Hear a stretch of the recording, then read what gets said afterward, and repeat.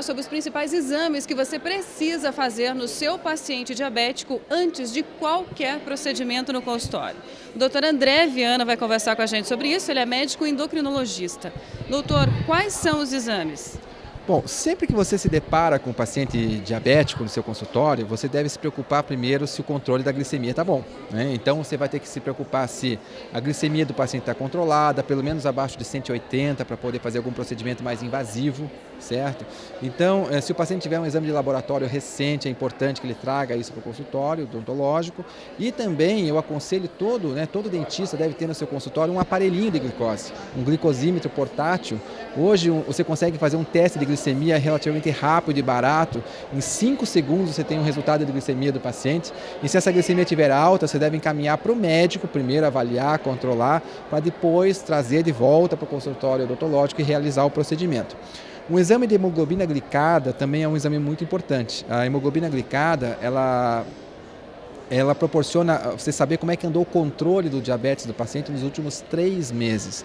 Então, isso dá uma ideia como é que a coisa está. E também, se estiver alta, você vai mandar primeiro para o consultório médico, para depois de controlar o paciente voltar para o procedimento. Além do controle do diabetes em si, é importante que o paciente esteja com a hipertensão. Se o paciente for hipertenso, os diabéticos geralmente são, né? Então esteja com a hipertensão controlada. Se não estiver, tem que controlar primeiro, certo?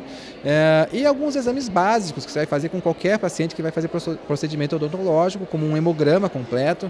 No hemograma você consegue ver os glóbulos vermelhos, as hemácias. Se o paciente estiver com alguma anemia mais severa, você deve sim primeiro corrigir isso para depois tratar.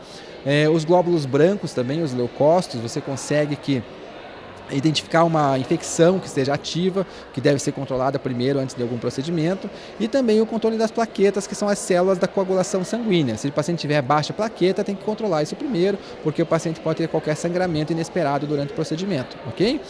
Além do hemograma completo, a gente também faz um coagulograma. O coagulograma é um conjunto de exames que avaliam também a coagulação sanguínea.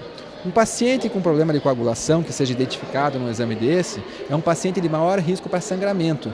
Então, se esse paciente tiver alteração do coagulograma, isso também deve ser visto com bastante atenção. O paciente deve ser encaminhado por um hematologista, que é um médico especialista em doenças do sangue, para ver se o paciente pode fazer o procedimento ou se precisa de algum procedimento especial prévio. E daí sim, depois de liberado por esse médico, daí realizar o procedimento mais invasivo. Às vezes o paciente não sabe que é diabético. Diabetes é uma doença silenciosa, né?